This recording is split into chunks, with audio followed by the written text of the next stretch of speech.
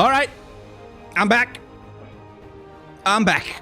And you'll be happy to know I've eaten all of my fries, and I didn't drop any of them, except down my waiting maw into my stomach where they belong. And I'm hydrated. I'm cool. We're moving on. So, chat, which region do you want to talk about next? We can do Freljord, Demacia, Shadow Isles, Ionia, Noxus. What do you want?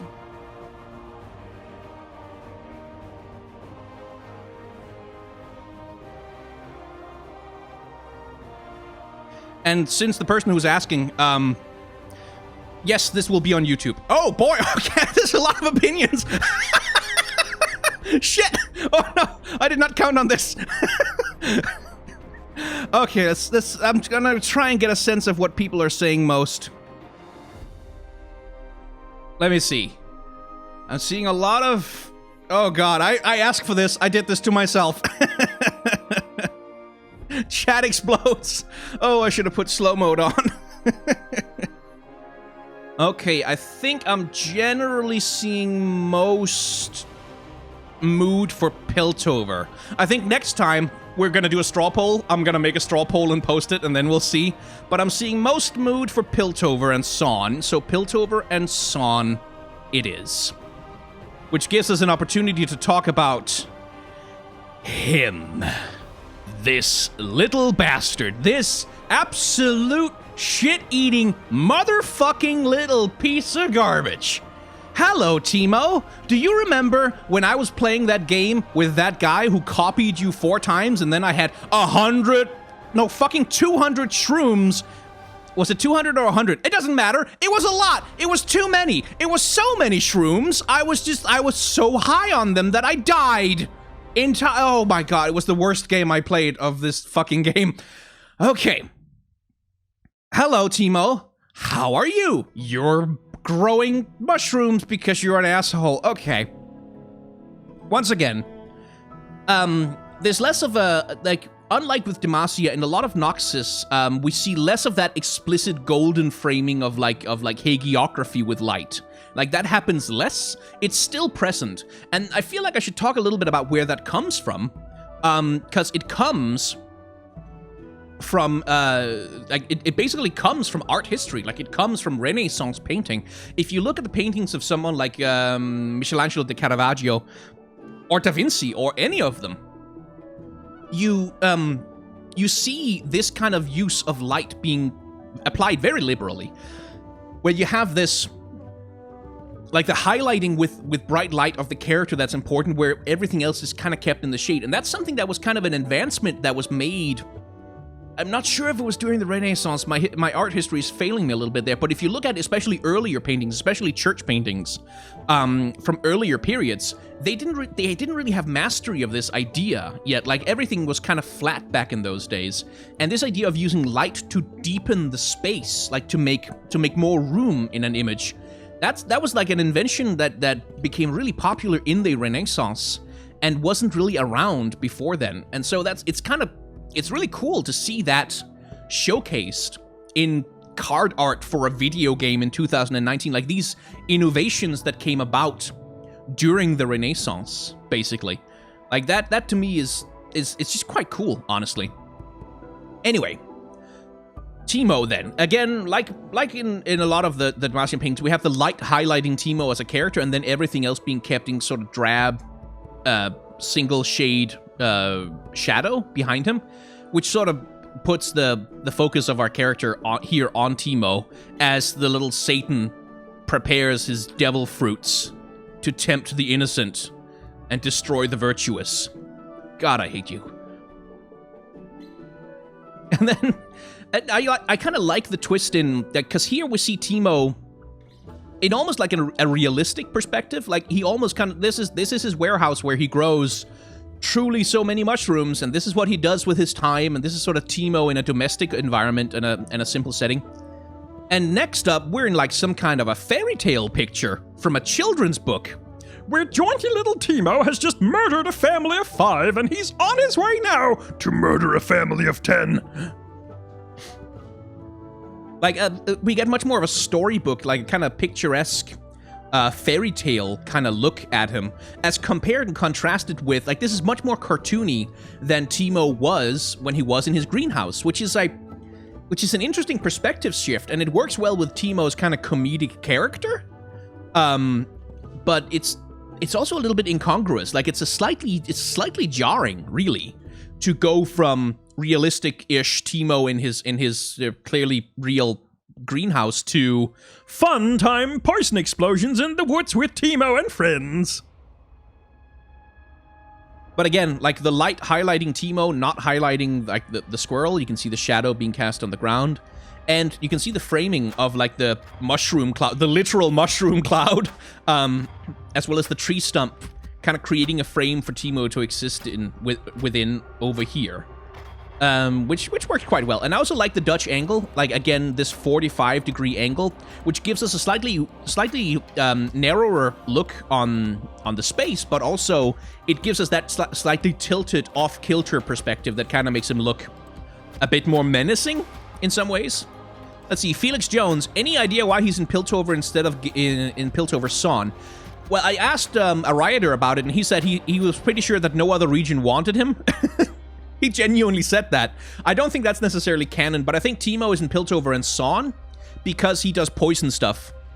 Like, I think that's it. Like, he's got poison mushrooms, and that works pretty well with the general Zaun aesthetic of lots of poison and acid and, you know, ugliness generally.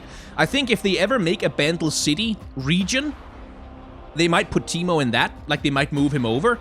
On the other hand, probably not, because so many cards, like, there's so many freaking cards in Piltover and Zaun that are designed around enabling Teemo's mushroom mechanic. So, I don't know. Moving on to Ezreal. Tiny little baby boy Ezreal. And again, we're talking about this, like, this lore progression, this character progression, that we had with a lot of the characters in Demacia. Same thing with Ezreal here, like, because here, in his level 1 version, he's a tiny little baby boy. Like, he's like 12 or something. Look at that little shit. He can barely fit the glove on his hand. Like, look how tiny his normal hand is compared to the glove. This is some shitty little teenager with ready-made meals. And these, by the way, down here, those are Lux comics. Those are the comic books about Lux that we got here in the real world that have just kind of been Easter egged into the background. And we'll talk more about all the stuff in the background of this picture later, by the way. Tiny little baby boy, some smug little 13-year-old who thinks he's about to be an adventurer. And then we get here, and this is much closer to grown-up Ezreal, like the Ezreal we know, where the glove actually fits him. And he's, you know, much more ready to be the full-blown adventurer that we know him as. So again, there's that lore progression, like that story progression from young to somewhat older and more competent, which makes sense with the level up. So, let's look at the background of this one, and I wish I could zoom in properly, but Ezreal has a map hanging in the background. That's the first thing. Who needs a map? Apparently Ezreal does. He has got the Blade of the Ruined King right here, next to his dresser, which, that's a thing. He's got, I think those are, that's just like boots. Like, I'm not sure if they're like the in-game item boots, but he's got the pickaxe here. He's got, I can't remember what that thing is. He's got potions. He's got Sonya's Hourglass. He's got whatever the hell that thing is. It's been a while since I played League proper. And like just a bunch of Easter eggs and little items hanging around. But something I looked at and was quite amused by is that he has blinds. Like, he's got Venetian blinds. Like, which is, for some reason, that felt weird to me that they would have Venetian blinds in Runeterra. First of all, because Venetian blinds imply the existence of Venice, but like more specifically, just because they feel like such a modern-day invention that is like, how would they have Venetian blinds in fantasy world? But it's not actually very complex technology, so there's no reason why they couldn't invent it. It's just, for me, that just felt like such a modern element. Which, of course, is also the storytelling that's happening in this picture, is that Ezreal is a shitty teenage boy with big dreams of being an adventurer. And this is his shitty teenage room with clothes on the floor and, like, old meals just hanging around and a cup with some tea that he never finished drinking and, you know, a messy bed that he has never made even once his entire life. His drawers are undone. There's nothing in his closet over here, if you can tell, if you look. Like a shitty teenage bachelor kid. Yeah, they have rifles, why not blinds? Yeah. it makes perfect sense when you think about it. It's just Venetian blinds feel so modern to me. And then we move on to whatever the hell he's fighting in Piltover here. I don't know. Like, I don't know who he's shooting with a two-shot barrage there, but he's shooting something. I hope they survive. But it doesn't really seem to matter much. And again, framing going on here. You can see the pillars behind him framing Ezreal in the space. You can see the lighting up his face, drawing our eyes. And then, interestingly, there's sort of... Even though this clearly gives off a lot of light, I'm not really seeing that light fall on anything in the environment. Like, you can see it falling on Ezreal a little bit. Like, the lighting on his leather jacket is blue. But not that much on his face either. Which is a strange choice. Like, I feel like in this, given that this is the environment that we're in, we should see more light being cast by this magical explosion that he's about to unleash. But, well, I mean, I guess not. But, feels like a bit of an oversight, because it feels weird that Ezreal is primarily lit by the sunlight when he has a bright light source right in front of him. Still, it's not a compositional issue. It's just a strange color choice. Moving on to dear old Jinx. She is cute, though, isn't she? Speaking of, like, shitty teenage boys' rooms, here's a shitty teenage girl's room. Again, you can see, something I love is Jinx's Mafia costume. You can see her pearl necklace and, like, her headscarf lying around behind her bed. I thought that was a cute little detail, that she has that costume with her. What do you mean almost 1 point? What the fuck do you mean almost 1.3 thousand people? Why? Honestly, like, I know I'm entertaining. I have 50,000 subscribers to show for it. I know I'm okay, but it's still... That's a lot of you guys, and not a lot of me. So, Jinx. Again, look at the lighting. You can see how there's light coming through a window somewhere that falls across the bed, and you can see how that lighting creates, again, a little bit of a frame right around here that gives us, like, a space to focus. And that frame is also continued by Jinx's own legs, which I thought was a wonderful little detail. And Jinx is hypermobile. Do you notice that? Her knee is, like, here, but then her leg can still bend a little bit backwards over, which is both, and it's both an effect of just the perspective, but it's also, I think she's hypermobile. Like, I think she's genuinely got hyperflexible joints, which I quite like. Plus, she's just like, they're still playing with the same thing. Oh, Sky and Ezreal's glove switches hands between cards. Yeah, I mean, that happens sometimes. I don't really mind that so much. Because, like, it's entirely possible that while drawing this picture, they had to horizontally flip it for some reason or another, or the same thing with this one over here. It might be that it was originally composed a different way, but then just because it was better for the game design, they flipped it around and whatever. Like, it doesn't matter that much. Let's see. Someone sent me a super chat. Yeah, that was the switching gloves thing. I mean, she is cute. Like, I'm not gonna front. I got a little bit of like a fan crush on Jinx when they revealed her the first time, because she's adorable and terrifying. But they're playing with that again. Like, they're playing with your typical, like, classic pinup pose, like the girl on the bed, where, yeah, she's lounging in a kind of semi-sexy way, but then there's also these giant-ass combat boots kind of being poked in your face. Then there's also the messy state of the room. Like, this doesn't look glamorous. This looks messy as hell. And it looks chaotic. And then, of course, the bombs and explosions, and the fact that she's not looking at you. That's kind of important, because for pinups, that's like a major feature, is that they should be looking at the viewer. Like, they should be making the viewer feel a relationship with the pinup. Like, that's part of the attractiveness. Jinx doesn't care about you. She cares about her big-ass minigun, with which she's going to shoot you. Which I quite like. Like, that's a lovely... It's not a subversion, really, but it's a lovely little... It's a lovely little alteration on that particular kind of trope. And then we get here, and this is lovely because this is from the Jinx music video. This is specifically from the Get Jinxed music video. It's that scenario, and you can tell because of the robots that she's blowing up. And I thought that was lovely. Like, that's Jinx's most powered up state, is when she's blowing up robots in her music video. And you can see a change in the rendering style, by the way. The same thing with Teemo. Remember how Teemo went from, like, sort of highly realistic to much more cartoony in his aesthetic presentation? Same thing happens with Jinx. You can see she goes from this realistic, very sort of subdued lighting, like subdued color rendering, to absolute cartoon mayhem. And her hair gets brighter, and his skin gets more saturated, and everything gets, like, more lit up, more cartoony, more, what am I looking for? Wile E. Coyote, more Looney Tunes, basically.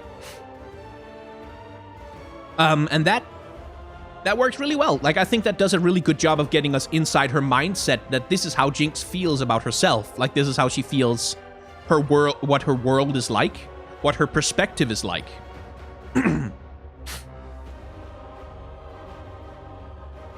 Because, like, this is how she sees the world. And that was the same concept that was underlying the Get Jinxed music video, is that we were kind of getting inside her head and seeing things from her perspective. And again, light is being used to frame the character, but specifically this time, it's because, like, you can see it's bright in the middle, and she's the only thing in the middle that isn't bright, so you look at her, and then everything else is kind of desaturated, or well, not desaturated, but deluminized? It's less bright, is what I'm trying to say. Less bright. Heimerdinger. Another lovely little piece of artwork. And again, here you can really, like, the framing is really obvious. You can really see how the table and the contraptions and the background, all of that creates a frame, or rather like a viewport, a window within which Heimerdinger is the central object. So your eye is immediately drawn to him. But there's also the light. Again, all the stuff we've already talked about. But one thing I really like is that he's got this contraption that's clearly supposed to dip cookies in milk, but it's grabbed a bolt instead. And that's just a lovely thing. And I also like that his cup is directly beneath whatever the hell has just burned a hole through the shelf up there. Let's see. By the way, take a look at the figure in the background here. That thing there. Doesn't that look a little bit like some kind of I don't know, mechanical T-Rex? Some kind of Hextech dinosaur, maybe? Like, doesn't it kind of look a little bit like maybe it's some kind of T-Hex thing? Let's see, where the hell is that thing? There you are. Doesn't it kind of look like it's this thing? That's already being teased in the background. It's a nut, not a bolt. It's a nut. Yes, you're right. Forgive the artist for not being good at mechanical terms. And I thought that was a lovely little tease, that the T-Hex appears already in Heimerdinger's splash art. And so does, like, see the saw blade on the table here? There you go. That's the saw blade. Anyway, Heimerdinger. In his upgraded form, he's in the mouth of the T-Hex.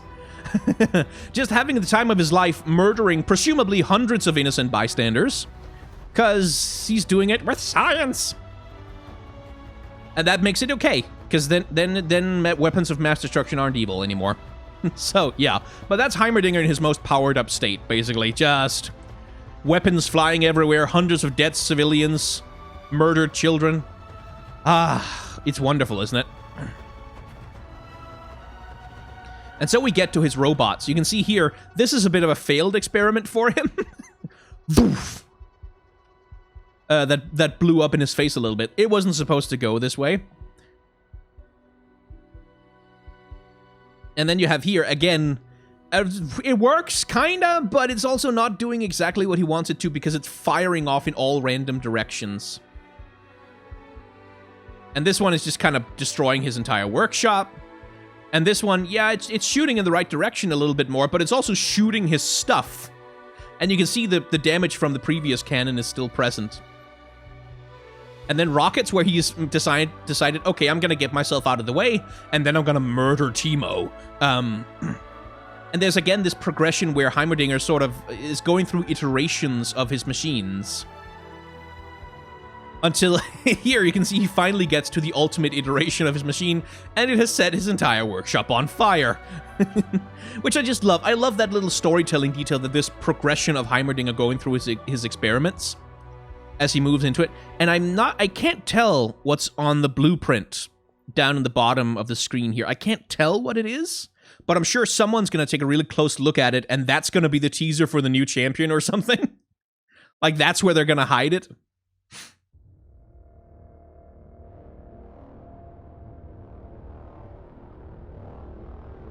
And I think I crashed it again.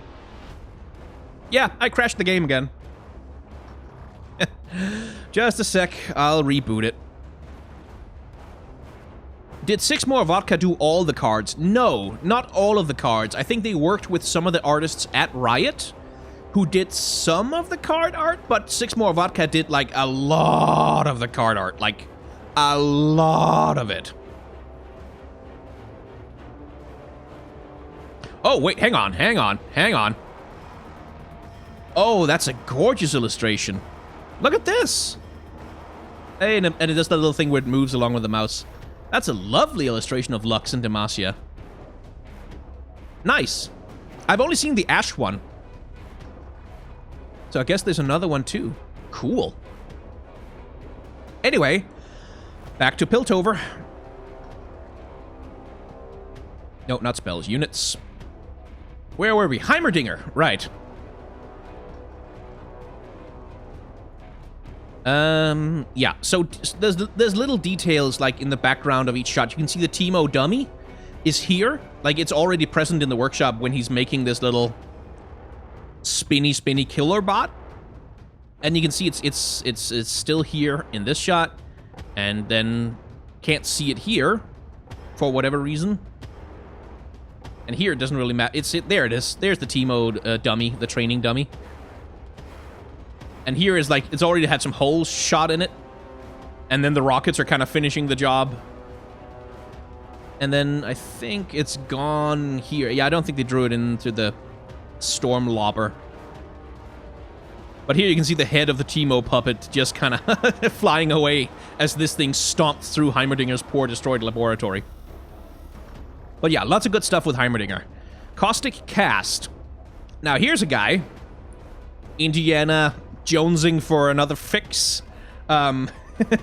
He's gonna show up later. He's a used cask salesman who I think goes around stealing these things and selling them off. Yeah, the flavor text tells a story, but Necrit is doing videos specifically about the lore, about the writing on the cards, and I'm gonna let him handle that because he's better at that than I am. So I'm gonna talk about the artwork instead. And besides, if we were talking about the flavor text as well, we would be here for days. But I quite like this, again, because, again, remember what we talked about with light and shadow? He's kept in shade. He's not highlighted because he's not really the main character of this piece of art. This thing is. Like, these canisters are. Those are sort of the main, air quotes, character of the piece. So the guy, yeah, he's there. He matters because he's moving the thing around. But this is the character. This is the thing that you look at first, and then you notice the guy who's handling it and dragging it around. And then there's this girl. Like, she's cute, isn't she? Adorable. She's like a more organized Heimer. Oh, that's Thresh's music playing in the background there.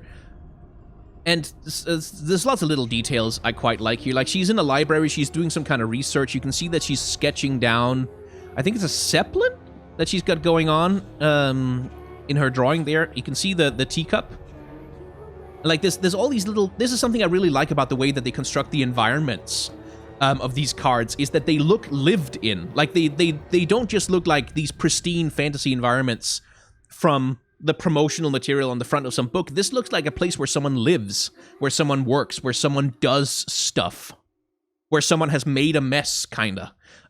Which I find quite lovely. Like, the book that's kind of open, and you can see how the pages are kind of clustered and bunched together, the way that books do when you just leave them open. Is there a place where I can get the art to download? Yes, 6morevodka.com has a hell of a lot of this artwork, including, I believe, this one. Oh, Fume Nut, yes. Pretty lady! Indeed. And again, she's not looking at us. which I quite like. It's something I'm going to comment on every time. Every time they make the clever decision to have the character not give a shit about the viewer at all, and not even be facing the viewer, not even be fronted with them. That's something I quite like. Here, she's clearly receiving something from off-screen, from like a professor or something like that, giving her some kind of material that she's asked for, or a librarian, who knows. But what I like is just the mess on the desk. Like, look at all the books that have completely different bindings. Like, they don't just look like the same book 6 times. They look like different books with different bindings. And you can see there's even gold foil on the pages of this book down here, which is such a lovely little detail that doesn't really matter, but it's cool to have. And this lamp, I guess that's what that is a lamp that's kind of sitting there. And I really love, we have this globe, and then you have this magnifying glass, and you can see like the globe reflected in, or like being filtered through the magnifying glass in a really nice way, like a really nice emphasized way. That's, again, those little details that don't really matter, but which just make the space feel more real and alive. And again, framing, you can see the window and the columns behind her framing the character in the center for us, alongside, you know, the table and the pillars for us to look at.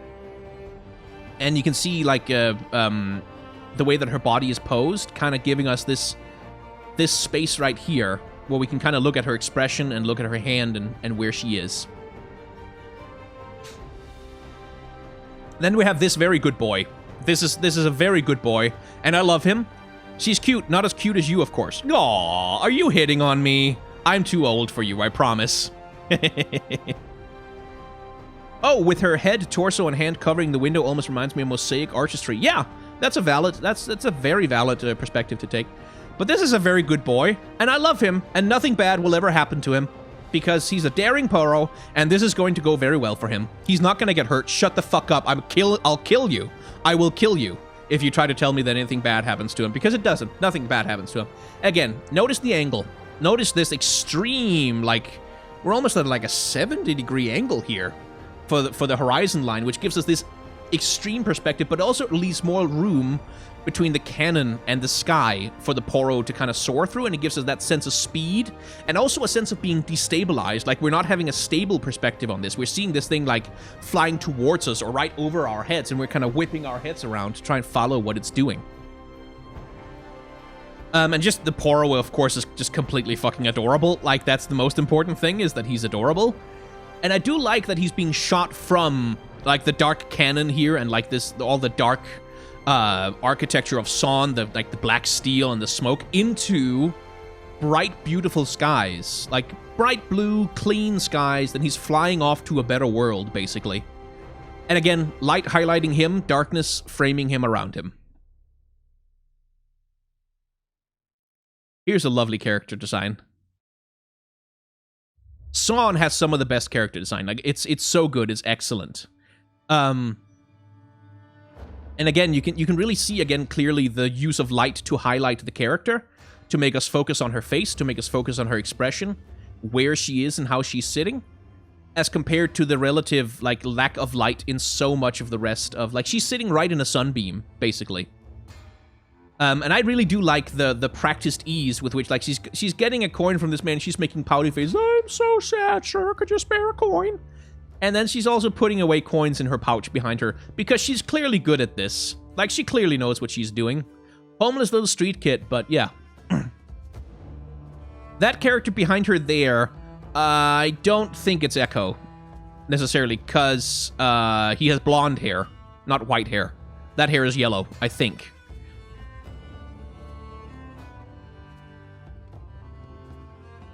I think it's just a Zaun punk of some kind.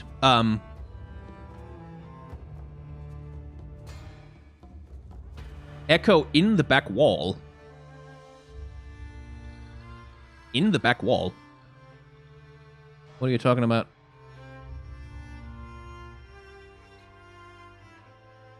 Are you sure? I'm not so sure. It could be. I mean, I just... okay. But yeah, again, framing, you can see the passerby helps create the frame around her that helps guide our eyes here. I love, look at the way that the light shines through the skin on her knee, which is something that happens, like, with human beings. You can take your phone light and hold it up under your hand, under your fingers, and you can see kind of how the light bleeds through, like kind of that bright red almost. And you can see the artist is doing that here, having the light kind of bleed through her skin a little bit, giving the skin translucence. And that works really well. As well as the highlight on the prosthetic. You can see she's hiding her good leg away, but she's showing off her prosthetic. Because, oh, I have a prosthetic leg. Could you spare a coin for me, sir? Which is the grind, you know, that's the grind you gotta be on when you're a homeless street kid in Zaun, of all places. And I also like the detail that you can see this guy has just closed down his coin purse again. Like, he opened it, took out a coin, gave it to her, and he's in the process of closing it as well. Which is, again, it gives more of a sense of movement, because, like, he's moving past her. He's not stopping to talk. He's just giving her a coin and moving on with his day. And that's just good acting. Like, that's good character acting, getting them to do stuff just by showing off. I like this girl. How does she aim? That's an excellent question. Because she's got... I have such a fondness for characters with their, like, where they have, like, big bangs of hair falling over their eyes. It always makes them look a little silly and a little dopey, and I really like that. I really like how that works. Ezreal, by the way, when you play this girl next to Ezreal, he has like a snarky voice line where he goes, "Oh, arm cannon, how original." Because Ezreal is an insecure little shit. But what I also like about this is that this girl seems to be in Shurima? Like, am I the only one who gets that feeling? That this girl is hanging out in Shurima right now, not Piltover?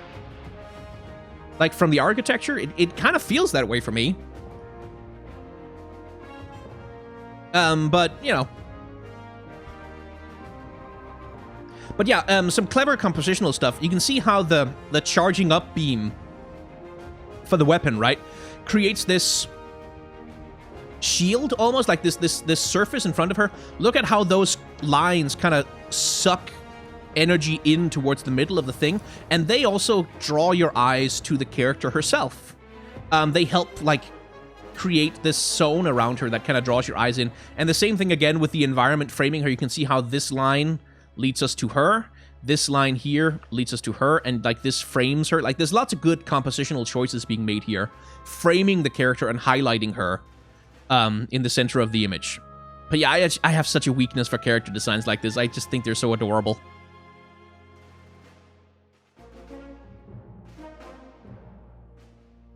Now here, notice this guy. Notice the, we'll talk about this guy in a second, but notice the robot sitting up there, kind of reaching out to people, pointing at them, doing some stuff.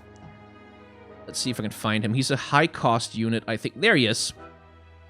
It's this guy. I'm reasonably sure, because you can see the windows here, right? Like the windows with that patterning over them, with like the glass floor that he's got going on, and also the uniforms of the people around him. And then compare that to here and those uniforms. I think basically we're getting a look from below at that scene right up there, which I think is pretty cool. Anyway, once again, this guy is a little saboteur. He's a little bomb planter. He's a boom crew rookie.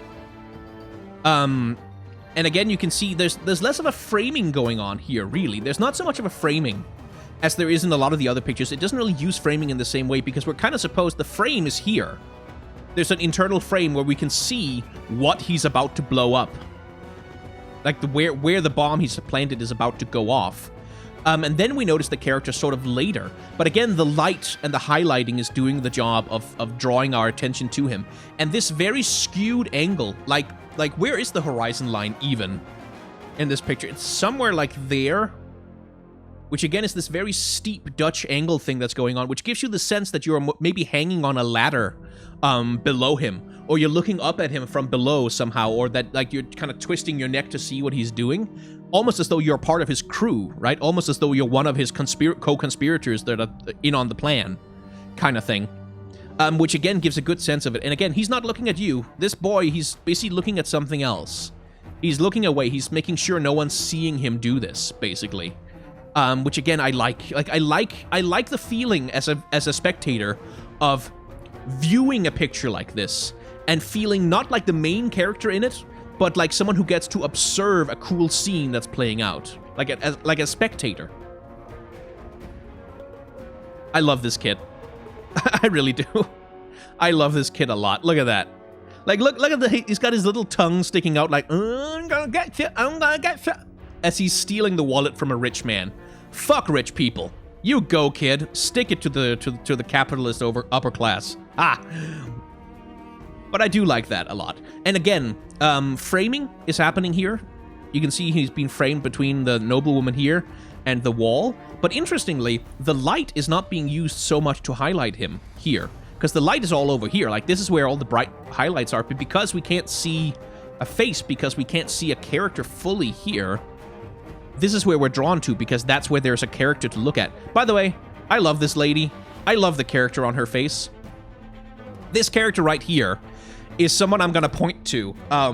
When the next League of Legends female character comes out and she has the exact same fucking nose and the same lips and the same jawline and the same cheekbones and the same eyelids. Like, next time they do the next same-faced anime girl, look at this. You can have more diversity. Like, you can have, there's more different kinds of faces that you can have than just Lux over and over and over again copy-pasted onto 15 different, like, God, it's so distressing to see artists who are clearly confident in being able to render this kind of style, and then League of Legends is like, it's like the same anime girl 15 times in a row.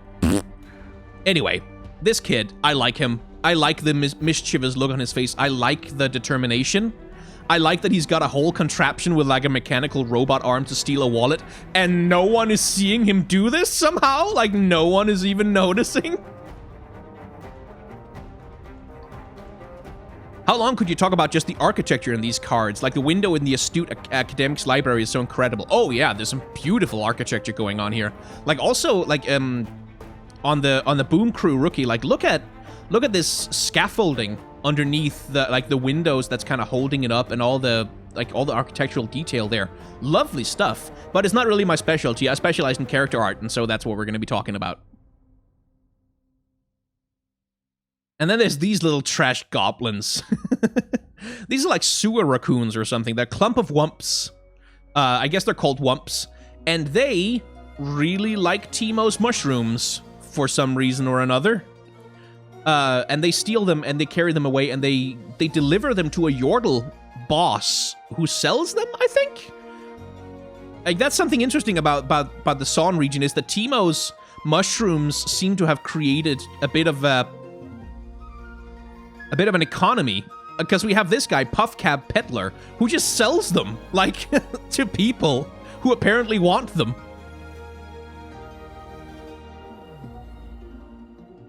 And I can't be sure, but I feel like maybe this drink is distilled from it as well, or something like this. There's definitely something going on, because look at this guy. This is Yordle, by the way. I'm pretty sure it's a Yordle, I think, who's employing those little wumps to gather the puff caps to make that green ooze stuff? I'm not 100% sure. Yeah, but look at these adorable little trash babies. Like, they're like a cross between raccoons and rats. Like, they've got the scaly, naked tails of a rat, but the face of a raccoon. Lovely.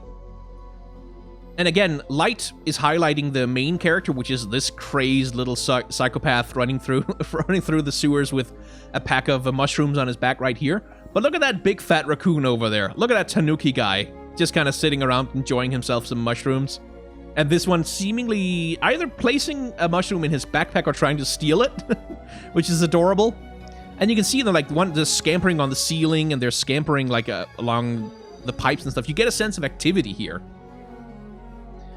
Which I think is lovely. And I like that the main light source in here, really, is the green acid goop that they're running through, which is apparently harmless to them, I guess. And then you get this light at the end of the tunnel, which isn't really that important. Like, that's a lovely little compositional choice to have all the light coming basically from below, which gives a nice underground sense.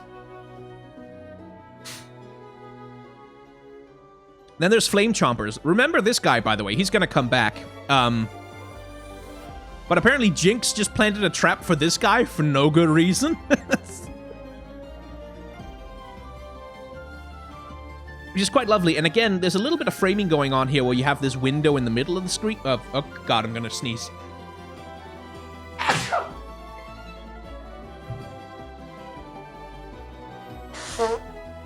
Jesus, that came out of nowhere. What was I saying?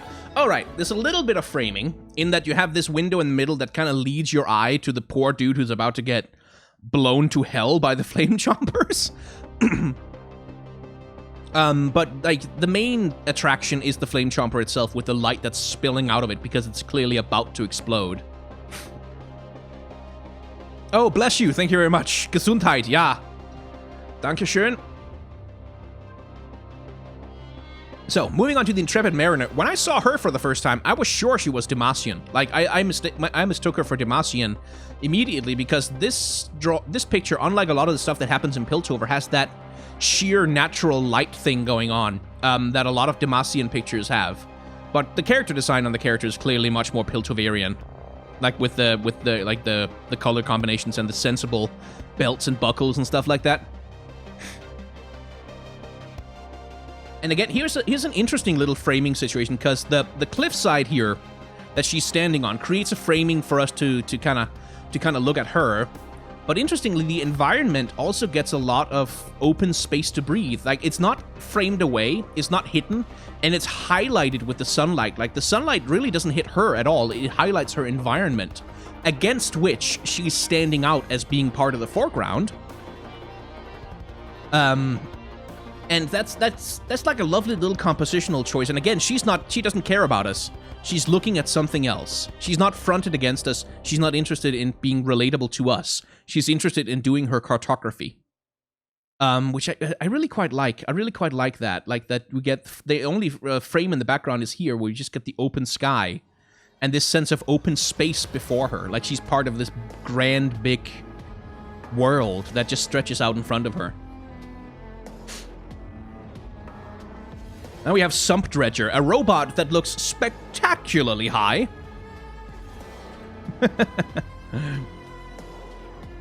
I really like the expression on this guy's face. Like, the sort of half-closed, like, ouch, I'm totally fine, guys. I can drink all night. It's like a cartoon character who's drunk, almost. Oh, look, my arm fell off. That happens sometimes. Oh, could have been a boy. Yeah, you're actually right. The Mariner could have been a boy. A young boy. Let's see. Right, again, light frames the character, like outlines the character. We get this frame up here where the head can exist and be paid attention to. Even though we have another character in the foreground, this adorable little rat sitting there, being beautiful and perfect. The light, the golden light from above, ensures that we really see the face of the robot as the main character of the piece. Team Liquid has been eliminated from Worlds. Ha ha ha ha ha. Oh, America. I mean, my condolences to the American fans in the audience, but I'm European, so I'm just gonna be smug. Anyway, this guy, look at all the damage he's got going on. He's got scratches down the front of him. You can see he's clearly been pieced together from all kinds of different pieces of various robots. He's kind of cobbled together as a character and as a person, which I like. Like that's a really nice. That's the classic way to construct a scrapyard robot. And I like that. I think I think it's really well put together. There's nothing really exceptional about him. It's just a good drawing. Really, it's just a good illustration. Here, again, the twisted, skewed Dutch angle perspective, like the horizon line is somewhere along like an 80-degree angle or something along those lines, giving us that sense of like flight and like looking up at something that's flying over our heads. And what I really like is that this dude's thing, like it's just, what we're seeing is the moment that it blows like a fuse or something, like something goes wrong with it. And he's about to have a desperate struggle not to crash into the ocean or something like that. Poor kid, but like good on him for creating a air surfboard of some kind that worked mostly. And I also like the eagles that are it kind of looks like he's flown through their nest. You can see the trail of smoke coming behind him. It looks like he's kind of flown through their nest and disturbed them, and now they're pissed off at him. And he's like, well, I better get out of here. Uh-oh. Is that a dude or lady? Could be either. Could be both. Depending on like whether they're non-binary or something. Their character design suggests mostly kind of androgyne young masculinity, but you know. And so here we have an assembly bot. And what I'm interested in here is that, look at the robot he's assembling. It's got those tubes, they're leading to those hands. He's got those tube legs. Doesn't that kind of look like a more put together version of this guy? Like, doesn't that look like a version that's hasn't gone through a million ad hoc swamp repairs already? Like, especially with those tubes and stuff. Like, I feel like there's a lot of overlap in the visuals between them. And I don't know if that's intentional entirely or if that's just what robots look like in Piltover, but quite nice. You could also argue that he's putting together another one of himself. That's also entirely possible, but it's nice that they have that unified robot aesthetic. Like, they all seem to be kind of based on Blitzcrank a little bit, which makes sense lore-wise because that's what Piltover is like. Like, Blitzcrank was the first one, and then everyone copied it. And again, framed by the desk, by the working environment, highlighted by the light, and then everything else is kept in conspicuous shades.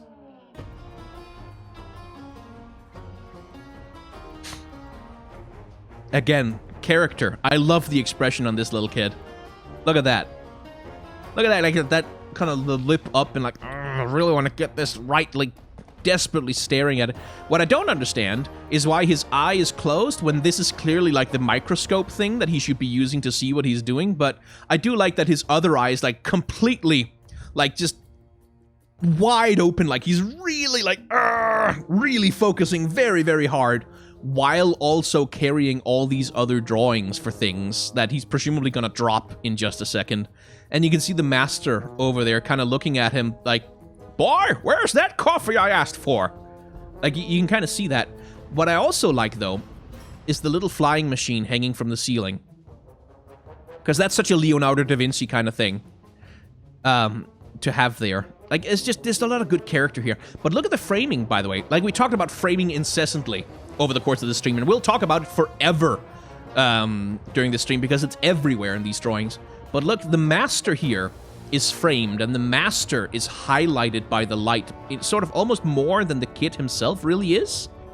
And the reason why the kid is in focus is because he's the first face that we see. We can't see the master's face, really. We see the kid's face, and we see him as like the central pillar of the image around which everything else is kind of built. I also like that they have a fan just there. Apparently they have fans in Piltover, which again is the kind of thing where it's like, much like with the Venetian blind, I shouldn't be surprised by that because, yeah, they have robots. Of course they have fans. And yet, it's such a modern thing to me. It feels weird to see it in the fantasy world. And I love the little, I love the sense of chaos and clutter that we kind of get from all this stuff that's kind of clogging up the foreground. And, like, just the general sense of mess. And I love the little toys. You see those little action figures up on the shelves? I don't know what that is. It might be a Galileo action figure or something. I would not be surprised. I would not be surprised if this right here turned out to be one of the mecha, like one of the characters from the mecha skin line, something like that. Then there's this guy. Not a lot to say about him, because he's just kind of silly, really. But I do love the perspective, like that heavy perspective of the giant boot kind of being lifted.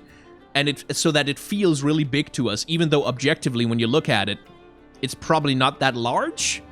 But because we're from such a low angle, and because the boot is kind of coming at us like raw,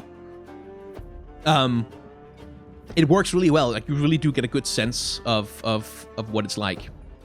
I also like the steam coming out of his mouth. It just makes it look menacing, like with the bright glowing red eyes and the steam coming out and like boom, boom. It's like, this is not what I meant when I said step on me, daddy! Like some crazy inventor, like his boyfriend was trying to get him to be kinky. And then the inventor, like, misunderstood completely. Oh, you want to be stepped on? Well, I can construct a machine for that.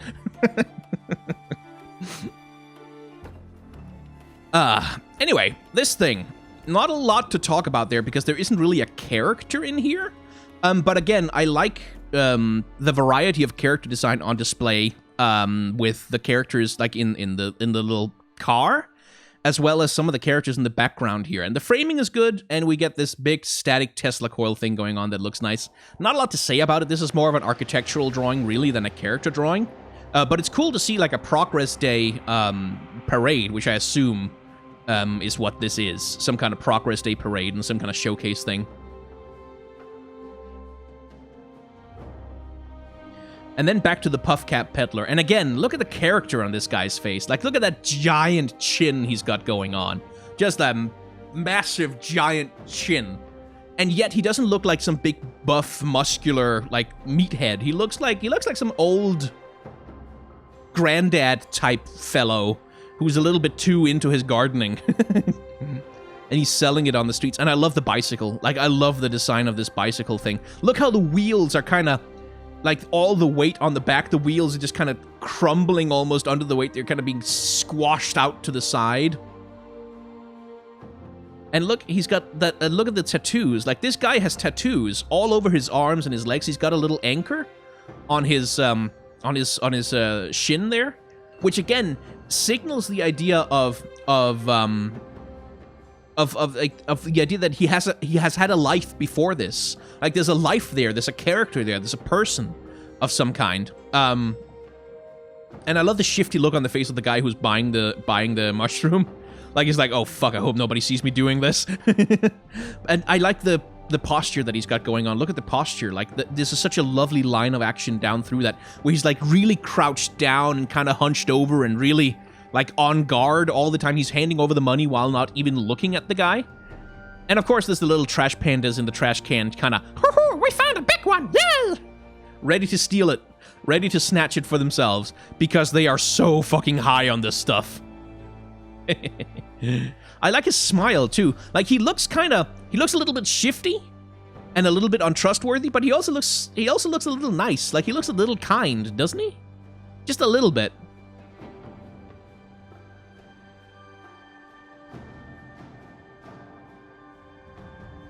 And here we have Indiana Jonesing again. This is what he does with the casks that he sells, or that he steals, presumably. Takes them to a warehouse and sells them while looking like... I mean, it's impossible with the leather jacket and the hat not to go Indiana Jones on him. And I'm sure he's going to be a lot of people's trash boyfriend. Absolutely. Look at this guy. What a mess. And again, framing... You can see, like, the pillar cutting out this part of the picture here entirely, so that he's really the only thing over there, and then you have no real points of interest here, which means the only face that we get is this one here, and we gravitate towards that humanity. But again, like, the casks are a character in the background of the shot, in the sense that, like, they're glowing, they're taking up a lot of light, they're taking up a lot of visual real estate, and they're casting their light on him. Like, his own wares are casting a light on him. Which again creates the connection between him and those things, that this is the stuff that he's selling. I like the torn shirt. Like, I like the sort of trash garbage boy aesthetic that he's got going on, because you get a sense that he's like someone who gets by on charm and wit and just being good at stealing stuff from people. Which is like, that's a good personality. Like, that's someone who's entertaining to even think about. To kind of think about having around. If he had just been sort of a generic, gritty, angry, edgy guy, growly face or whatever, not so interesting. If he had just been a generic, handsome, pretty boy, not so interesting. But this guy is a fucking mess. Like, he looks like he's had a couple of punk bands and none of them worked out, because he kept sleeping with the drummer's girlfriend.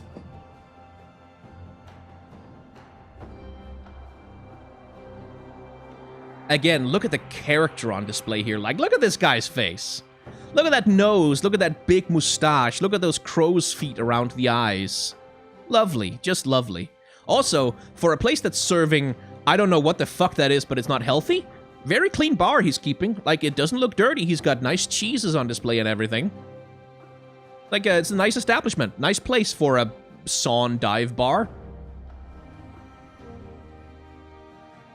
Let's see. Yeah, again, like, look at the diversity of facial shapes that's going on here. We have this guy with his, like, giant mustache and the mouth almost right up under the nose. Then we have this guy with his, like, really tomato nose, like, little tiny tomato nub nose sticking out from behind that brow. And then we have this guy with a somewhat more powerful, like a somewhat stronger Roman nose thing going on.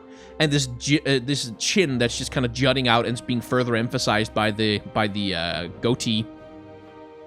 And then we have Beef McMasterson back here with that tiny little triangle square of a nose. Triangle square, what the hell does that mean? But that tiny little stubby triangle of a nose that really kind of sells the burliness of his face.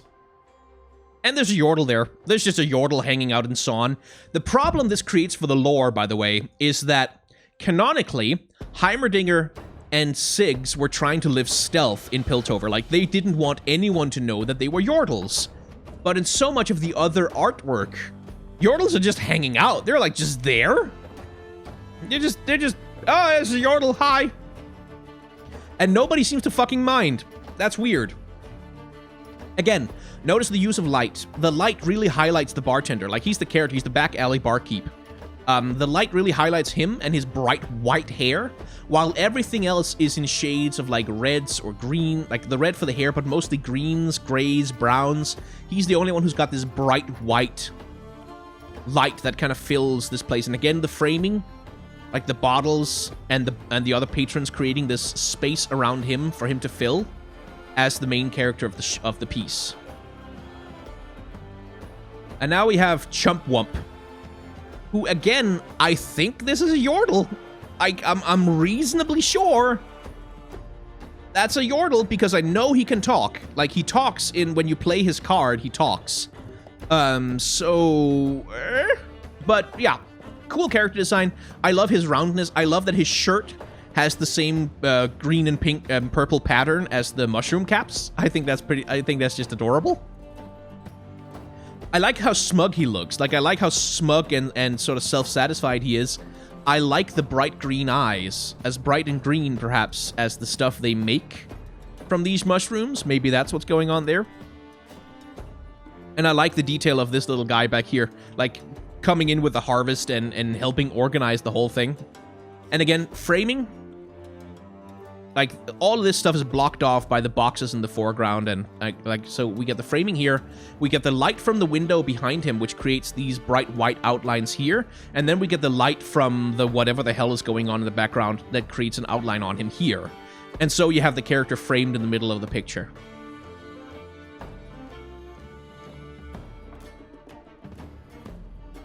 My. A character in a wheelchair. That's kind of rare to see. This thing has a rat tail. Oh, it does.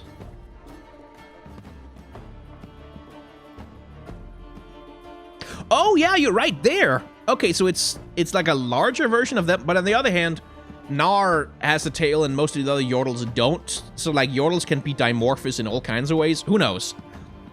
But okay, so maybe he's a different kind of creature than a Yordle. That would make more sense to me anyway.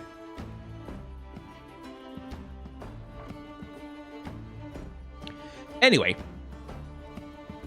this guy, there's kind of not a lot to talk about in this picture. I mean, I like the character in the face. I like the little liver spots.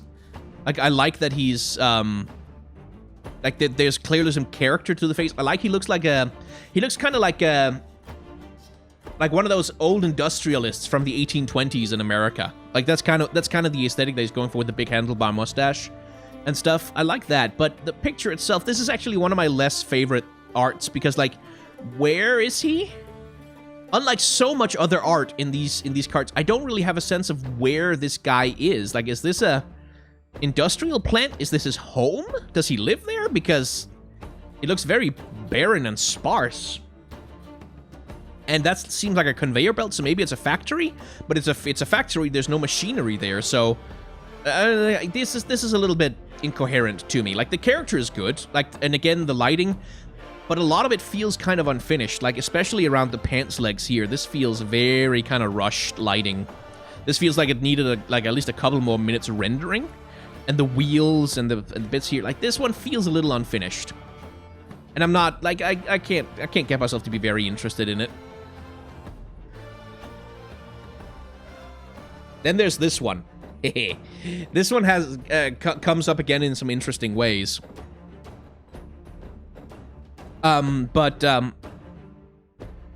He looks like that villain character in V for Vendetta. Oh, right. Oh, yeah, that guy. Wait, no. No, I don't remember. Do I remember? I don't know if I remember. Anyway, doesn't matter. Anyway, look at this. I like this. Like, this guy's testing out this gyroscopic control thing that he's got going on. And using it to tie a tiny little bow around the neck of his adorable white fluffy kitty cat. And, like, isn't that just the most adorable little thing? Isn't that cute? I think that's very cute. And again, I like that we are not involved. Like, he's not looking at us. He's barely even looking at the kitty cat, really. He's sort of... He's away in his own world, doing his own thing with the invention. And again, the framing here is really clear and obvious. Like, the robot arm coming up over, the stuff hanging off the robot arm coming down under, and then the light coming from above, completely highlighting him and secondarily highlighting the little kitty. And that's an adorable kitty cat, isn't it? You're going to re-upload, right? Well, this VOD will be on the stream, on the channel. This VOD will be on the channel. And I'm also going to put it up on the second channel, I think. But I just, like, this is also a good character design. Like, it's a good character. This guy looks like someone's... Like, he doesn't look like someone's dad, but he looks like someone who's going to look like someone's dad when he's, like, 25. Which I think is a nice little detail. And I love that the other robot arm coming around behind there. Like, the perspective on that boxy, big, giant thing pulling in there. Yeah, it's just nice. This is the light and the color here is just... I really love that light coming down from above. I really love the way it highlights the character. It's really nice. Like, it's just a really nice illustration, this one. It's just nice to look at.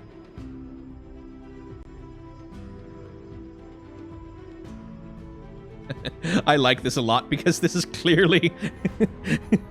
It's a Yordle in a human suit. It's got a little... Oh, it's so good. It's... Hello, yes, I am human. I would like entrance to this establishment, please. Yeah, we would, ticket for two, please. Yes, ticket for two, one person, only one of us. Bonk, bonk. Stomps on the little guy's face like, don't give it away. Yes, me, only the one person who is me would like to have an entrance to this establishment, please. And you can just see, like, the staff that he's got, like, the walking stick, is just bolted on to the hand. Like, with little metal bolts. It's so good. And the best part is, the bouncer doesn't seem to fucking notice.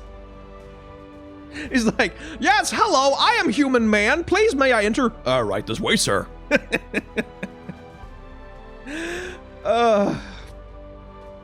Oh, it's so good. It's lovely. I like this art a lot. And look at the guy behind. Like, this guy seems to know. Like, he seems to... What the fuck? How the hell is he getting in? And again, I would not be surprised to learn that this guy particularly, like this character, is a caricature of someone. Because that face looks very specific. It looks like it's been photo-referenced a little bit. But I just love that he's like the other Yordle just looking out. Not even subtle at all. Yeah, Yordle glamour, I know, but still, this is hilarious as fuck, isn't it? Again, framing, right there, right there, right there. Lots of framing going on, and then the light highlight. Is he wearing a magnifying glass on his head? Is he wearing a magnifying glass on his head, or is that a pan? Either way, it's funny. Oh god, he even says, hello, fellow Kim Barons! How do you do, fellow kids? Normal human man. Yes, Fume Knight. Indeed. Very normal human man. Then we have this kid. I think we can maybe... Yeah, we get a slightly better look at it in the card art. Look at this kid. I love the androgyny.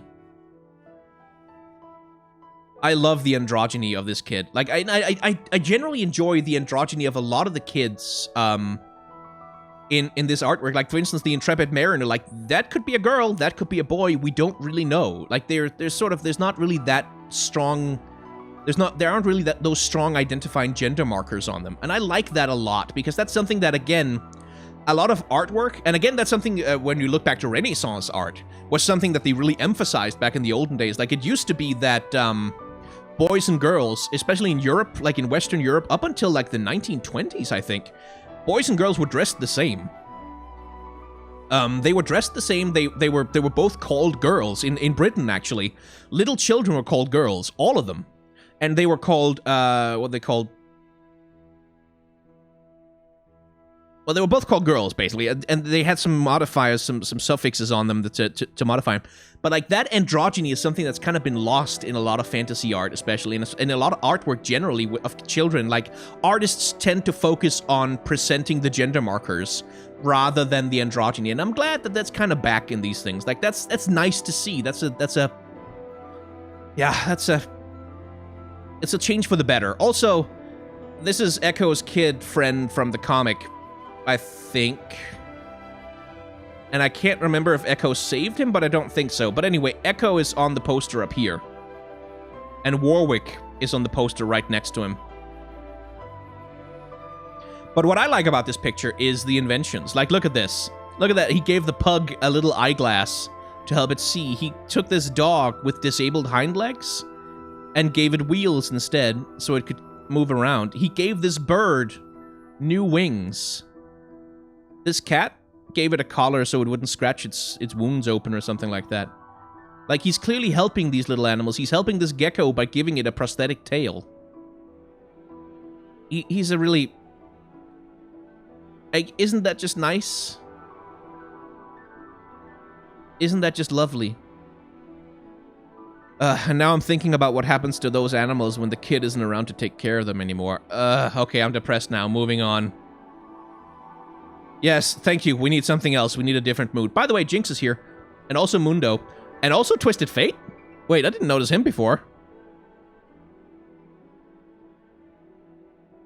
But yeah, I like that kit, but I don't want to talk about him anymore. The mushrooms were there. I saw them. Anyway, here's a fucking punk rock little jackass with 4 strings on his... Is that a bass? Yeah, it must be a bass, I guess. Rocking out a show, and it's fucking awesome.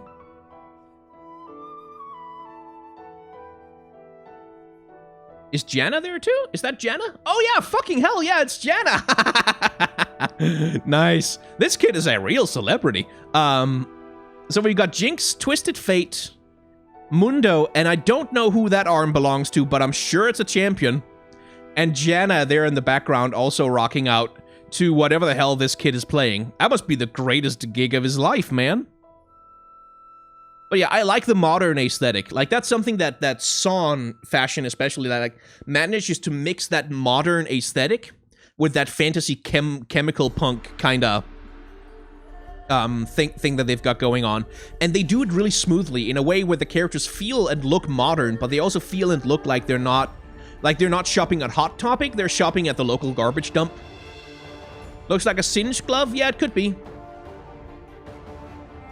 I can't actually remember what Singe's singed arms look like, so I couldn't say. But I like the mayhem on the stage. Like, you can see he's just struck a chord on his bass for whatever reason. And you can see how, like, everything is kind of falling over, and the little projector thing down there is overloading. And this speaker is just getting blown out completely, and that really works. Like, that's really cool. And you can see how pleased he is with himself. Like, fuck yeah, I'm making noise!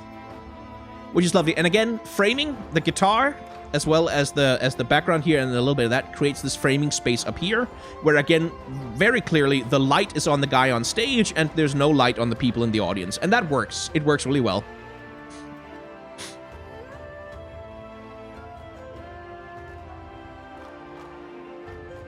Funsmith. I like her. She's cool. She's too thin, but she's cool. Again, this is kind of like those shots from Heimerdinger's workshop a little bit, where you can kind of see the mayhem and the destruction that happens in the background with these broken targets and this like ruined target doll. But you can also see that she kind of seems like she's a Jinx fan, because she does that same graffiti thing all over her walls and stuff. Now, I wish she had more of a midriff that could actually contain some internal organs. It's not that much of a problem, like, because the pose is strong and the character design is sound, but oh boy, she could definitely use, like, another 4 or 5 inches on her midriff to make room for, like, guts.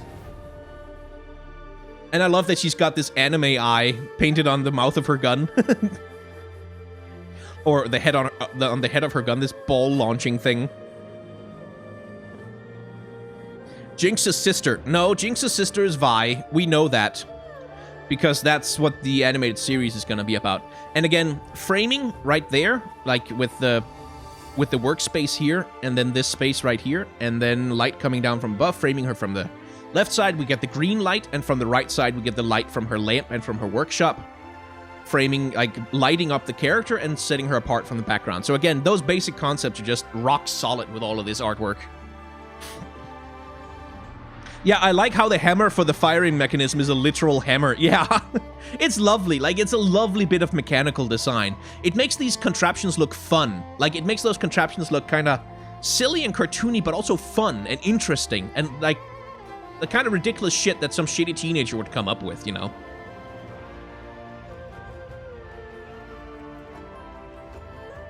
Oh, yeah, but I forgot to mention, this bouncer here is the same guy that was attacked by the flame chompers earlier.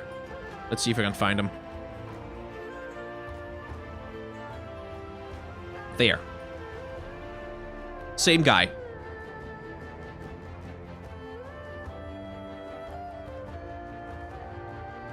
Let's see. Middenstoke henchman. And this is just like a cool action shot. Like, this is just really solid impact frame, like an impact image. Because you can really see, like, this is just the second after this hammer has smashed through whatever it is he's smashing. And all these little fragments are flying around. But again, the framing again. Like, where it's literally the hole that he has smashed through all this stuff is creating the frame for the henchman to be in. And I like the detail that he's augmented. You can see he's got this mechanical joint on his arm, and he's got these mechanical legs going on. Like, I like that little detail that he's not like super robotic looking, but he's just a little bit, there's just a little bit of machine on him and around him. These little tubes that kind of tuck their way around his back and stuff like that. That's good. That's a good little character design detail that he's not like a robot man, but he's someone who you should not fuck with. Like, because he's got some robot bits inside him that will absolutely ruin your day. Now, I wish we could get a better sense of what it exactly is that he's smashing or why he might be smashing it, but I guess that's not really in the remit of this particular picture. Oh, just a sec.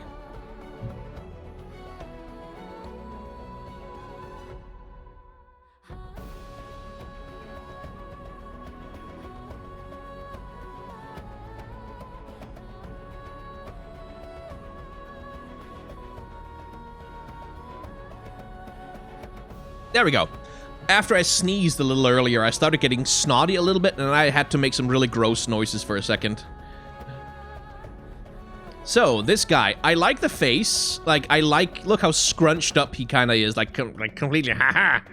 I'm looking at my invention, but I can't quite look directly at it. Kind of like that kind of hard-bitten, determined madness. Almost a little bit Joker-like. Like, he's a little Jack Nicholson Joker-like in his face and in his construction.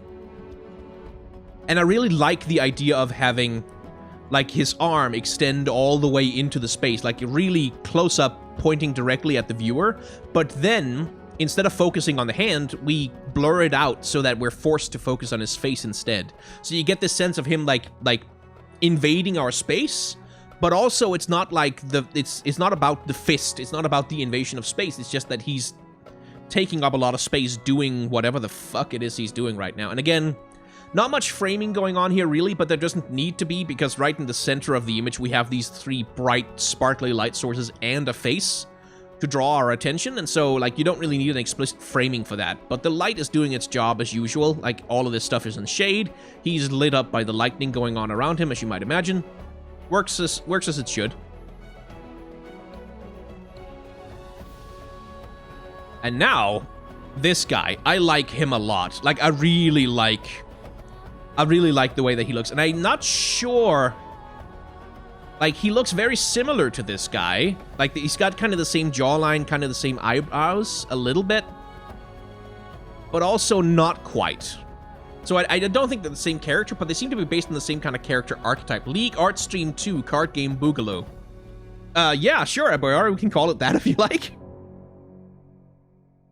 But I really like Like, I really like the design of the augmentation, because if you look at him, it's not just his arms that have been replaced by robot parts. It's his neck too. It's his everything. Like, the head is all that's left of him, really.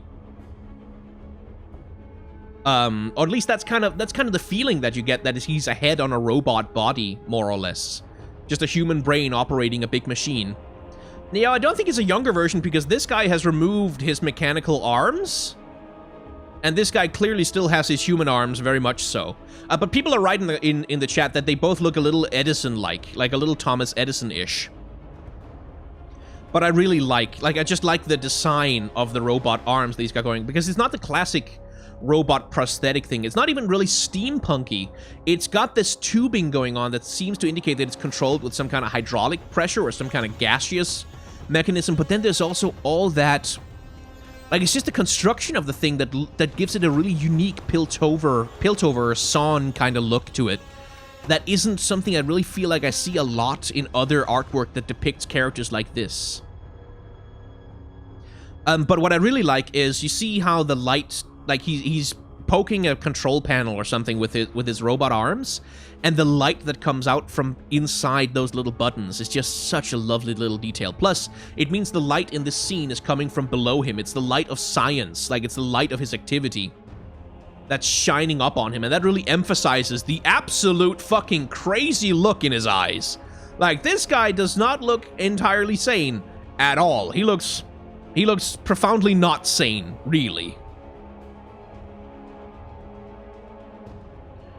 Then we have this babe, and she is unquestionably a babe. Like, whoop. Very hot girl. Wish she had more of a midriff. Like, again, it's like, it's fine to not have, like, to stylize and to make things exaggerated and stuff like that, but, like, oh my god, so many of them are like this. We can do better. But anyway, I quite like the framing here. This is like Zaun Poison Ivy, basically. It's what's going on here. I like the framing because we have this giant, like, greenhouse gate behind her that kind of helps do the framing, along with all the leaves and greenery that's kind of arcing over her and kind of bending around her. I like the color consistency between, like, the greenish gray of her dress and the purple of her dress, which sort of connects her visually to the flowers that she's clearly tending to. And I love that her dress looks like flowers. Like, her dress looks like flower petals, basically. Which is a lovely detail. Like, that really sells her connection to the plants in a really effective way. Syra's story points that she was in Piltover and a woman took her in. May this be her? No, because in the Syra story, Syra eats her. She consumes her, so... 1, 2, 3, 4... What do you mean 4 fingers? She's got 5. 1, 2, 3, 4, 5. They're not very well separated. Like, this especially looks more like a claw hand. And that's something we've seen before in these pictures. Like, it's a little claw handy. She seems to be wearing some kind of patch or something that gives her plant something. It's injecting her with something anyway, which makes her look a little mutant-like. Corina Verasa. The narrow-minded Piltovans know only gears and metal and cannot appreciate the delicate art in every stem, every petal, every cell of my cultivar. I will craft them an undeservedly graceful doom. Like, she's basically Poison Ivy. Like, that's the kind of character that she is. Then we have this lovely fellow. Like, this is like the better version of Ezreal, isn't it? This is cool. This guy would be played by The Rock in the movie. Wait, hang on, what? Oh. I like this art a lot. Like, this is like a good classic sort of, what do they call, pulp explorer character. Like, really that over-the-top kind of, ha ha ha, I am the explorer who is going to find the treasure, ha ha. Like, that's lovely. Like, he's like Ezreal, but upgraded. He's what Ezreal aspires to be, really.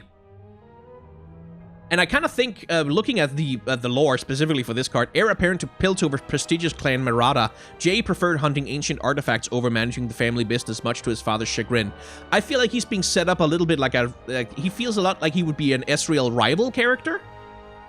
Because Ezreal kind of needs that. He kind of needs a Piltover rival who he can really resent and be pissed off at. And this guy who has his parents still, like, who still has his parents and his family and stuff like that, but who's still out hunting treasure, would be the perfect foil to a lot of what Ezreal is. I also like that he has a Yordle companion who's, like, holding the rope, like, God damn it, would you just get the thing and get out? Fuck's sake. But again, the framing is very clear here. You have the hole up at the top providing the light, and then you have these successive kind of circles of stuff creating this almost spiraling frame that circles around the character itself. And then, like, the treasure chest that he's opening in the foreground and whatever is inside it, providing some of the light on him. But the composition is just really good. And I love the frustrated look on the Yordle's face, like, how am I supposed to keep holding you? You're like 400 pounds, god damn it! And finally we come to the Plaza Guardian, the guy who's about to get blown up by that bomb that we know is being planted right below their feet.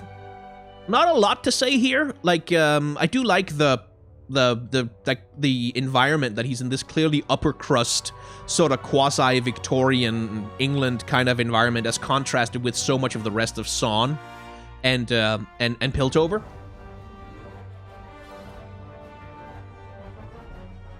Ugh, hiccups.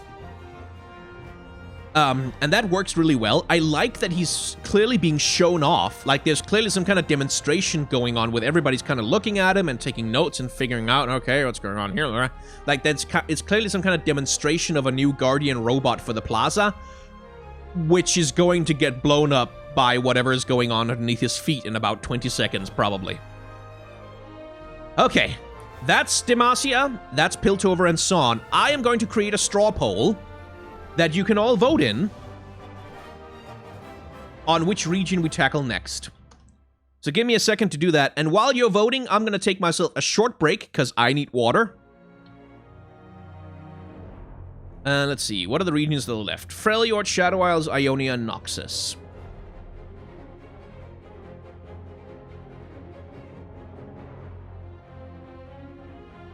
Let's see.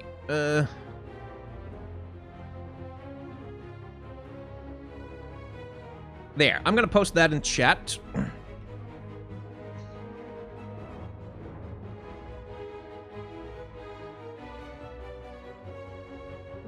Several times, just to make sure people see it, because they're going crazy. I'm making a straw poll. You can stop spamming chat. I'm making a straw poll.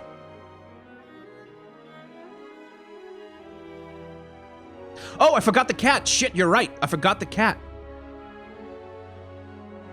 Because there is one more character. There is one more character who's not a character. He's not a character card. He's summoned by a spell. And it's this one, and we need to have a look at him, because... Look at this guy! Look at this. This is a cat robot. And this guy's like, yeah, I turned my kitty cat into a war machine! And again, framing, lighting, all that stuff doing it. Anyway, I posted the straw poll, like... There. Now you should be able to goddamn see it. You can go and vote on that. And once I come back, I'm going to put the link on screen as well, don't worry.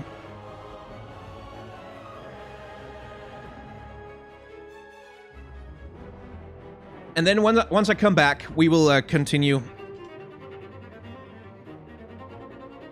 looking at the many, many regions of this particular video game. Thank God Noxus isn't... thank God Shurima isn't out yet. We'd be here all day. Whew.